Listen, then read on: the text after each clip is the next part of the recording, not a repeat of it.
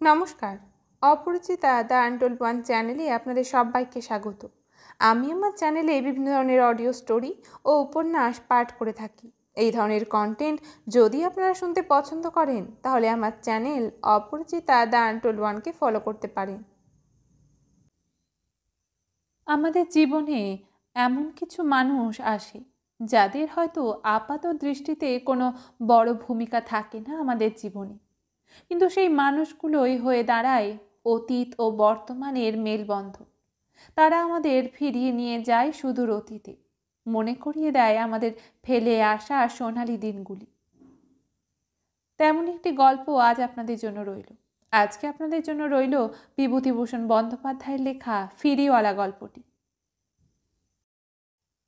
অনেক দিন আগে বাল্যজীবনে যখন কলকাতায় এসে পড়াশোনা আরম্ভ করি, তখন হ্যারিসন রোডের একটা ছাত্রদের মেসে থাকতাম।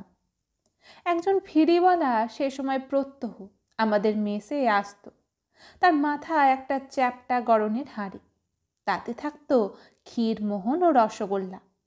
লোকটা সত্যি ভারী চমৎকার ক্ষীরমোহন তৈরি করতে পারত, এবং তার চেয়েও বড় গুণ ছিল লোকটার, সে ধারে খাবার দিয়ে যেত মেসের ছেলেদের। মেসে জিনিসপত্র যারা বিক্রি করে ধার না দিলে তাদের ব্যবসায় চলে না, একথা তাদের চেয়ে ভালোভাবে কেউ বুঝতো না।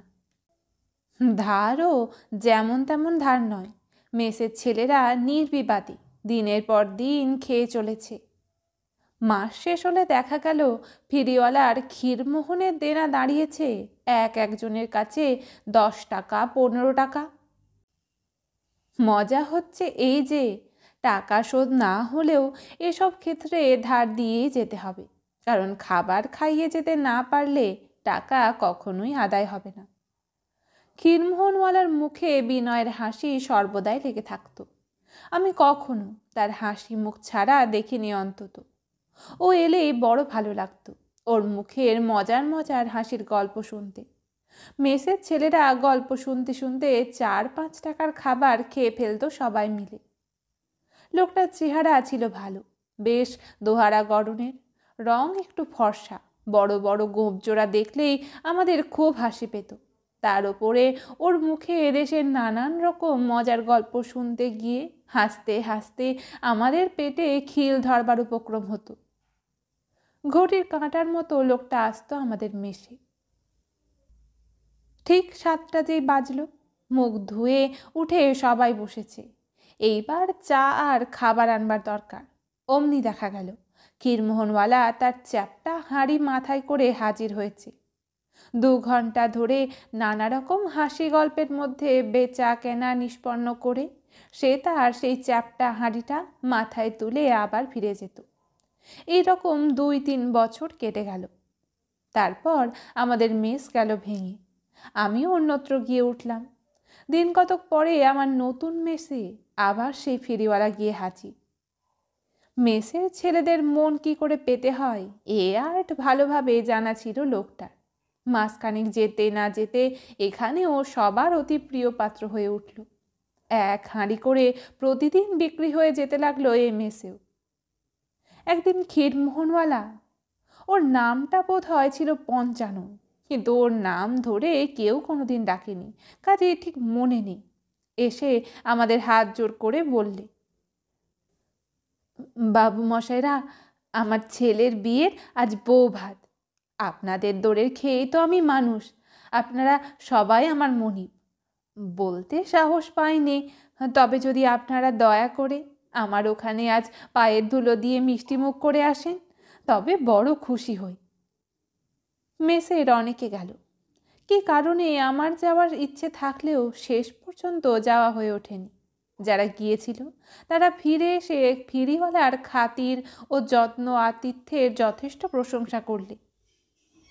বেলেঘাটা অঞ্চলে কোথায় একটা ছোট্ট খোলার বাড়িতে ফিরিওয়ালার বাসা, তারই সামনে অন্য একখানা খোলার বাড়ির বাইরের ঘরে ওদের বসবার জন্যে পরিষ্কার পরিচ্ছন্ন বিছানা পাতা হয়েছিল। পান তো ছিলই, এমনকি কাঁচি সিগারেটেরও পর্যন্ত ব্যবস্থা ছিল। মেসের ছেলেরা নববধূর জন্যে কিছু না কিছু উপহার নিয়ে গিয়েছিল। বউটিও বেশি হয়েছে সবাই বললে, তবে বয়স কম, 11 বছরের বেশি নয়। ছেলের বয়সই সবে 16 বছর। তারপর ফেরিওয়ালা সকলকে পরিতোষ করে খাইয়ে ছেড়েছে, লুচি, তরকারি, মাছ, দই, সন্দেশ ইত্যাদি। খাওয়ার পর আবার পান সিগারেট। একজন সামান্য ফেরিওয়ালা যে এমন চমৎকার খাতির যত্ন করবে ভদ্রলোকের ছেলেদের, সেটা এমন বেশি কথা নয়, কিন্তু তার আয়োজন যে এমন ত্রুটিশূন্য হবে, তার ঘর দৌড় বসবার বিছানা যে এমন পরিষ্কার পরিচ্ছন্ন হবে, এটাই অনেকে আশা করেনি। এমনকি যাবার সময়ে সকলে ঠিকই করেছিল, যাচ্ছি বটে, নিতান্ত গরিব লোকটা নিমন্ত্রণ করে ফেলেছে, না গেলে মনক্ষুণ্ণ হবে, তাই যাওয়া। ওর ছেলের বউয়ের মুখ দেখানি স্বরূপ কিছু কিছু ওর হাতে দিয়েই চলে আসবে, কিছু খাবে না ওখানে। তার পরিবর্তে তারা যা দেখলে তা আশাতীত বটে তাদের পক্ষে। 2-3 দিন ধরে মেসে ফেরিওয়ালার ছেলের বিয়ের কথাই চলল। তারপর আবার ফেরিওয়ালা মেসে আসতে লাগলো। আগের চেয়ে তার 10 গুণ খাতির বেড়ে গেল আমাদের মেসে। ক্ষীরমোহন 1 হাঁড়ি করে উঠত আগে, এখন 2 বেলা ওঠে 2 হাঁড়ি। ধড়িবাজ ব্যবসাদারও বটে লোকটা। আরও বছর 2 পরে আমার ছাত্র জীবন শেষ হলো। আমি কলকাতার বাইরে গেলাম চাকুরি নিয়ে, এবং সেখানে 7-8 বছর কাটিয়ে দিলাম। কলকাতার জীবন ক্রমশ দূরের হয়ে গেল। মেসের কথা, পুরাতন বন্ধু বান্ধবদের কথা আর তেমন করে ভাবিনি। সেবার পূজার পূর্বে বিশেষ কি কাজে কলকাতায় এসে দেখলাম আমার পূর্ব পরিচিত সেই ক্ষীরমোহনওয়ালা হাঁড়ি মাথায় নিয়ে মেসে খাবার বিক্রি করতে এসেছে। আমি বললাম, কি গো, চিনতে পারো? ফেরিওয়ালা আমায় দেখে চিনতে পারলে খুব খুশি হলো, প্রণাম করে বললে, বাবু মশাই, চিনতে পারবো না আপনাদের? আপনাদের দৌড়ে খেয়ে মানুষ, আর আপনাদেরই চিনব না? তা এখন কোথায় আছেন? অনেককাল আপনাকে দেখিনি। বিয়ে থা করেছেন বাবু? ছেলেপিলে হয়েছে? আমি আমার সব খবর মোটামুটি তাকে দিয়ে জিজ্ঞাসা করলাম। তোমার সব খবর ভালো তো? আছো কেমন? তোমার ছেলেটি এখন কি করে? লোকটা চুপ করে অন্যদিকে মুখ ফিরিয়ে বললে, বাবু, সে নেই। আশ্চর্য হয়ে বললাম, তোমার ছেলেটি নেই? মারা গিয়েছে? কতদিন হলো? ফেরিওয়ালা চোখ দিয়ে টপ টপ করে জল পড়তে লাগলো। ময়লা কোঁচার খুঁটে চোখের জল মুছে বললে, বাবু, তার কি হয়েছে তা যদি জানতাম তাহলে তো মনটা শান্ত হতো। 8 বছর মাঘ মাসে একদিন বাড়ি থেকে বেরিয়ে গেল বউবাজার যাব বলে। বউবাজারে আমাদের দেশের একজন লোকের মুদিখানার দোকান আছে। সেই যে বাবু গেল, আর এলো না। খুঁজেছিলে? খোঁজ আর কি কিছু বাকি রেখেছিলাম বাবু? সব হাসপাতাল, সব জায়গা খোঁজ করেছিলাম, কোনো সন্ধান নেই। এখন সব আশা ছেড়ে দিয়েছি বাবু। আপনার সঙ্গে একটা কথা বলবো, কাল থাকবেন? পরদিন সকালে ফেরিওয়ালা আবার এসে আমার ঘরের দোরের সামনে দাঁড়ালো। বললাম, এসো, ঘরের মধ্যে এসো, কেউ নেই। কি কথা বলবে বলছিলে? বাবু, আপনি একটু খবরের কাগজে লিখে দেবেন ছেলের কথাটা। আমায় লোকে বলে, তুমি কাগজে লিখে দাও, তাহলে ছেলে পাওয়া যায়। দেবেন লিখে বাবু? কোথায় কি লিখে দেব বুঝতে পারলুম না। এতদিন পরে লিখে দিলেও যে বিশেষ কোনো ফল হবে সে সম্বন্ধে আমার নিজের যথেষ্ট সন্দেহ ছিল। তবু পুত্র শোকার্ত পিতাকে সান্ত্বনা দেবার জন্য বললুম, আচ্ছা, তুমি বলে যাও, আমি লিখে নিই। কীরকম দেখতে ছিল তোমার ছেলে? বয়স কত? কলকাতা ছেড়ে যাবার আগে আমি নিজের খরচে 2-3 খানা কাগজে বিজ্ঞাপন দিয়ে গেলাম, বাবা ননি, ফিরে এসো, তোমার মা মৃত্যুশয্যায়, যদি শেষ দেখা করতে চাও, ইত্যাদি। এর ফলাফলের কথা আমি কিছু জানি না, কারণ 3-4 দিনের মধ্যেই আমি আবার কলকাতা থেকে চলে গেলাম। পুনরায় কলকাতায় ফিরলুম 2 বছর পরে। কলকাতায় এবার এসেছিলাম খুব অল্প দিনের জন্য। আগের সেই মেসটাতে উঠেছিলাম। কিন্তু ফেরিওয়ালাকে এবার আর দেখলাম না সেখানে। তার কথা যে খুব মনে ছিল তাও নয়। নিজের কাজে অত্যন্ত ব্যস্ত হয়ে সারাদিন এখানে ওখানে ঘুরতাম। অন্য কারোর কথা ভাববার অবকাশ ছিল কোথায়? হয়তোবা ওকে দেখলে সব কথা মনে পড়ত, কিন্তু তা হয়নি। তারপর আবার চলে গেলুম কলকাতা থেকে। বিদেশে থাকবার সময়ে, অবসর সময়ে আমার মাঝে মাঝে দু একবার ফেরিওয়ালার কথা ও তার ছেলের কথা মনে হতো। তারপরে একেবারে ভুলে গেলাম। 9 বছর পরে বিদেশে চাকুরি ছেড়ে দিয়ে এসে কলকাতাতেই চাকুরির খোঁজে এলাম। মাস কয়েক পরে একটা চাকুরি পেয়েও গেলাম। মেসেই থাকি। পূর্বে যে অঞ্চলে থাকতাম সেই অঞ্চলে বটে, তবে অন্য বাড়িতে। হঠাৎ একদিন দেখি সেই ফেরিওয়ালা, সেই চ্যাপ্টা ধরনের হাঁড়িতে ক্ষীরমোহন ভরা, আগেকার মতো। ওকে দেখে কি জানি কেন আমি বড় খুশি হয়ে উঠলুম। এই যে মেসে এখানে উঠেছি, এখানে সবাই অপরিচিত। এদের সঙ্গে আমার মনের কোনো যোগই নেই কোনো দিক দিয়ে। এই অজ্ঞাত ব্যক্তিদের ভিড়ের মধ্যে এই একটি লোকই আমার একমাত্র বহুদিনের পরিচিত। আমার বহুকাল পূর্বের ছাত্র জীবনের সঙ্গে কেবল এই লোকটিরই যোগ আছে, আর কারণে এখানকার মধ্যে। আমাকে কিন্তু ও প্রথমটাতে আদৌ চিনতে পারিনি। আমার চেহারার অনেক পরিবর্তন সংঘটিত হয়েছিল এর মধ্যে। বয়সও হয়েছিল, হওয়ারই কথা। আমার বর্তমান জীবন ও ছাত্র জীবনের মধ্যে 20-21 বৎসরের ব্যবধান। এখনো লোকটা ঠিক আগের দিনের মতোই, সেই একই ধরনের চ্যাপ্টা হাঁড়ি মাথায় করে মেসে মেসে ক্ষীরমোহন ফিরি করে বেড়ায়। ওকে ডাকলো। ক্ষীরমোহন কিনে পয়সা দেওয়ার সময় ও আমার মুখের দিকে দেখলে দু একবার, কিন্তু কিছু বলতে সাহস করলে না। আমি বললুম, কি চিনতে পারো? ফেরিওয়ালার চেহারার কিন্তু বিশেষ কিছু পরিবর্তন হয়নি। দেখে আশ্চর্য হয়ে গেলাম। মাথার চুল পাকেনি, দাঁত পড়েনি, মুখের চেহারা ঠিক তেমনি আছে। বললাম, আমি দেখছি তোমার চেহারা ঠিক রাখলে কি করে? কিছুই বদলায়নি। মনে হচ্ছে যখন হ্যারিসন রোডের মেসে যেতে, যেন সে কালকের কথা। ফেরিওয়ালা বললে, আর বাবু মশাই চেহারা। হঠাৎ মনে পড়ল ওর নিরুদ্দিষ্ট ছেলের কথা। আগেই মনে হওয়া উচিত ছিল সেটা, কিন্তু তা হয়নি। একটু ইতস্তত করে জিজ্ঞেস করলুম, হ্যাঁ ভালো কথা, তোমার সেই ছেলেটি? ফেরিওয়ালা বিষণ্ণভাবে ঘাড় নেড়ে বললে, না বাবু, সেই যে চলে গেছে, সেই শেষ। খুব দুঃখিত হলাম শুনে। খবরের কাগজে বিজ্ঞাপন দিয়েও তাহলে কোনো কাজ হয়নি? ছেলের বউটি কোথায়? আমার কাছে আছে বাবু মশাই, আর কোথায় যাবে? এখন আছো কোথায়? বেলেঘাটার সেই বাসাতে। তোমার স্ত্রী আছে তো? না বাবু, সেও আজ 4 বছর হলো মারা গিয়েছে। ছেলের নিরুদ্দেশের পর তার শরীর সেই যে ভেঙে গেল, তা আর ভালো হয়নি। বাবু এসে পড়েছেন, ভালো হয়েছে। কেন বলো তো? আমাকে কিছু সাহায্য করুন বাবু মশাই। 12 বছর হয়ে গেল। এবার খোকার কুশপুতুল দাহ করে শ্রাদ্ধ করব। বিধে নিয়েছি ভট্টাচার্য মশাইয়ের কাছ থেকে। আমার তেমন রোজগারপাতি নেই আজকাল। ভিক্ষে শিক্ষে করে ছেলের কাজটা করব। ওকে একটি টাকার বেশি দিতে পারলাম না। নিজেরই চাকুরির অবস্থা সুবিধের নয়।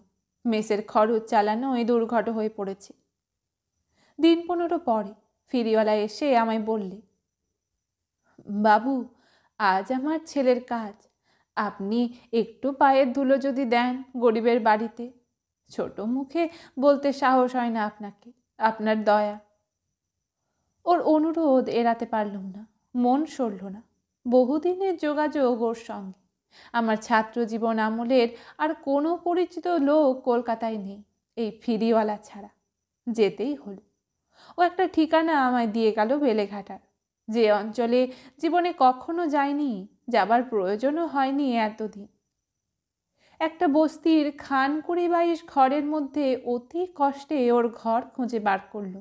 সামনে একটা ডোবা, সামনে একটা নিচু খোলার ঘরে ফেরিওয়ালা আমায় নিয়ে গিয়ে যত্ন করে বসালে। কেওড়া কাঠের তক্তাপোষের ওপর পুরু করে বিছানা পাতা। আমি আশাতে ফেরিওয়ালা যে কৃতার্থ হয়ে গিয়েছে ওর প্রত্যেক কথার মধ্যে, হাত পা নাড়ার ভঙ্গির মধ্যে তার প্রকাশ। আমি জিজ্ঞেস করলাম, এ বাড়িতে কতদিন আছো? আজ 30 বছর বাবু। এ বাড়িতে আমার খোকা জন্মায়। তারপর সে ব্যস্ত হয়ে কোথায় চলে গেল। কিছুক্ষণ পরে এক বাক্স সিগারেট এনে আমার সামনে রেখে দিয়ে বললে, নিন, বেশ আরাম করুন বাবু, গরিবের কুঁড়োয় যখন এসেছেন। ওর হাব ভাব দেখে মনে হবার কথা নয় যে আজ ওর পুত্রের শ্রাদ্ধ, যেন কোনো উৎসব আনন্দের কাজ চলছে বাড়িতে। আমার মনে কেমন সংকোচের ভাব এলো। আমি এসেছি বলে আমায় খাতির করতে গিয়ে ওকে উৎসবের মতোই আয়োজন করতে হয়েছে। আমায় বললে, আমার খোকার যখন বিয়ে হয়, আজ অনেক দিন আগেকার কথা, তখন আপনাদের সেই পুরনো মেসের রমেশবাবু, হরিধনবাবু, গোপালবাবু, সতীশবাবু ওরা সব এসে এই ঘরে এই তক্তাপোষে বসেছিলেন। বড় ভালো লোক ছিলেন ওরা। রমেশবাবু ওইখানটাতে বসে চার খাবার খেলেন, আমার আজও মনে আছে। সতীশবাবু বললেন, ও হে, গরম গরম লুচি নিয়ে এসো তো। আমি তখন খোলা চড়িয়ে আমার স্ত্রীকে দিয়ে আলাদা করে গরম লুচি ভাজাই। খেয়ে তাদের কি ফুর্তি বাবু মশাই। বললেন, বেশ করেছো, বেশ করেছো। আহা, কী সব লোকই ছিল তখন। পান এনে দিই বাবু, বসুন। আমি সত্যি অস্বস্তি বোধ করছিলাম। আমারও নিমন্ত্রণ ছিল ওর ছেলের বিয়েতে। সেদিন বহু বছর আগের কথা, 20-22 বছর হবে। সে কথা আমার মনে ছিল না, আজ ওর কথাই মনে হলো। তখন কেন আসা হয়নি জানি না। এতকাল পরে সেই ছেলে শ্রাদ্ধতে এসেছি নিমন্ত্রণ রক্ষা করতে। লোকটা কিন্তু আমায় নিয়ে ব্যস্ত হয়ে পড়ল। আমি ওর বাড়িতে এসেছি, এ যেন ওর কাছে মহা শুভ ঘটনা। বারবার সে আমার কাছে এসে আমার সুবিধা অসুবিধা দেখতে লাগলো। 20 বছর আগে যখন আমার মেসের বন্ধুরা ওর বাড়িতে এসেছিল ওর ছেলের বিয়েতে, সেও ওর জীবনে দেখলুম এক অতি স্মরণীয় দিন হয়ে আছে। ঘুরে ফিরে বারবার ও সেই কথাই পারতে লাগলো। রমেশবাবুরা এলেন, তা আমি ওদের জন্য সব আলাদা বন্দোবস্ত করেছিলাম। ফেরিওয়ালার কাজ করি বটে বাবু, কিন্তু আমি মানুষ চিনি বাবু মশাই। হরিধনবাবু বললেন, তুমি ক্ষীরমোহন বিক্রি করো, তোমার ছেলের বিয়েতে আমরা পেট ভরে ক্ষীরমোহন খাবো, নিয়ে এসো ক্ষীরমোহন। আমি বড় হাঁড়ির 1 হাঁড়ি ক্ষীরমোহন ওদের জন্য আলাদা করে রেখেছিলাম। সতীশবাবু, রমেশবাবু খেয়ে খুব খুশি। তার পরের হপ্তায় সতীশবাবু আমায় 5 সের ক্ষীরমোহন অর্ডার দেন বাড়ি নিয়ে যাওয়ার জন্য। আমি বললাম, 20 বছর আগেকার কথা, তোমার এত খুঁটিনাটি মনে আছে? ফিরিওয়ালা বললেন, তা থাকবে না বাবু, আপনারা তো আমার বাড়িতে রোজ রোজ পায়ের ধুলো দিচ্ছেন না। জন্মের মধ্যে কর্ম একটা দিন, তা মনে থাকবে না? আর কিছুক্ষণ পর আমি আরও গোটা 2 পান খেয়ে উঠবার চেষ্টা করছি। ফেরিওয়ালা জিভ কেটে বললে, তা কি হয় বাবু, এসেছেন যখন তখন। আমি বললাম, না শোনো, আমি কিছু খেতে পারবো না আজ। এ যদি আনন্দের কাজ হতো আমি। ও কথা মুখে আনবেন না বাবু, আপনারা আমার মা বাপ। আমার খোকার সদ্গতি হবে না আপনি আজ এখানে সেবা না করলে। ব্রাহ্মণ দেবতা আপনি। অগত্যা কিছু খেতেই হলো। পাশের ঘরে আমার জন্যে পরিপাটি করে খাবার আসন পাতা। একটি 30-32 বছরের বিধবা যুবতী আধ ঘোমটা দিয়ে আমার খাবারের থালা দিতে এলো। ফেরিওয়ালা বললে, এই আমার বৌমা, গড় করো বৌমা, ওদের খেয়ে আমরা মানুষ, ব্রাহ্মণ দেবতা। বউটি গলায় আঁচল দিয়ে অত্যন্ত ভক্তির সঙ্গে আমার পায়ের ধুলো নিয়ে প্রণাম করলে। ফেরিওয়ালা কোঁচার খুঁটে চোখ মুছে বললে, বৌমা বড় ভালো মেয়ে মশাই। খোকা যখন আমায় ছেড়ে পালালো তখন বৌমার কাঁচা বয়স, এই 18 কি 19। সেই থেকে এই সংসারেই আছে, গরিবের সংসার। কখনো ভালো মন্দ খাওয়াতে পারিনি, মুখ বুজে সব সহ্য করে এসেছে। আমার পরিবার ওর ওপর একটু অত্যাচার করতো, মিথ্যে কথা বলবো না, দেবতা আপনারা। বলতো, তুই অলক্ষণে বউ, ঘরে এলি আর ছেলে আমার দেশ ছাড়া হলো। একদিনের জন্যও বৌমা বেজার হয়নি সেসব শুনে। এখন তো আর কেউ নেই, ও আছে আর আমি আছি। ওই আমার মা, ওই আমার মেয়ে। ফেরিওয়ালার পুত্রবধূ ইতিমধ্যে দই আনতে গিয়েছিল বাড়ির মধ্যে। আমি বললাম, তোমার বৌমা বরাবর তোমার কাছেই আছে? বাপের বাড়ি কোথায়?